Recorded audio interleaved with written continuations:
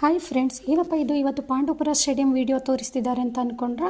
So ಏನಿಲ್ಲ, ಸಾಮಾನ್ಯವಾಗಿ stadium ಅಂತ ಬಂದಾಗ ವಾಕ್ ಮಾಡೋರು ಮತ್ತು ಆಟ ಆಡೋರನ್ನ ನಾವು ನೋಡ್ತಿದ್ವಿ.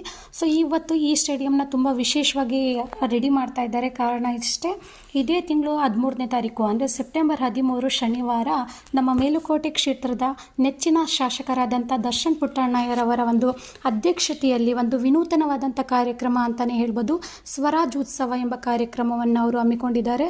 ಸೊ ಈ ಕಾರ್ಯಕ್ರಮ ಬಂದು ಇದೇ ಶನಿವಾರ ನಮ್ಮ ಪಾಂಡವಪುರ ಸ್ಟೇಡಿಯಮಲ್ಲಿ ನಡೆಯುತ್ತೆ. ಈ ಒಂದು ಕಾರ್ಯಕ್ರಮದಲ್ಲಿ ಸುಮಾರು 25ಕ್ಕೂ ಹೆಚ್ಚು NGO ಸಂಸ್ಥೆಗಳು ಭಾಗವಹಿಸಲಿದ್ದು, ಇದರ ಜೊತೆಗೆ ಅದಕ್ಕಿಂತ ಹೆಚ್ಚಾಗಿ ಇದರ ಮುಖ್ಯ ಉದ್ದೇಶ ಮಹಿಳಾ ಸಬಲೀಕರಣ, ನಿರುದ್ಯೋಗ ನಿರ್ಮೂಲನೆ ಮತ್ತು ಗ್ರಾಮೀಣ ಮಟ್ಟವನ್ನು ಅಭಿವೃದ್ಧಿಪಡಿಸುವ ನಿಟ್ಟಿನಲ್ಲಿ ಇದಷ್ಟೇ ಅಲ್ದಿರ ಶಿಕ್ಷಣ, ಆರೋಗ್ಯ ಮತ್ತು ಸಾಮಾಜಿಕ ಮಟ್ಟದಲ್ಲಿ ಅಭಿವೃದ್ಧಿಪಡಿಸುವ ಗುರಿಯನ್ನು ಈ ಒಂದು ಕಾರ್ಯಕ್ರಮ ಹಮ್ಮಿಕೊಂಡಿದೆ.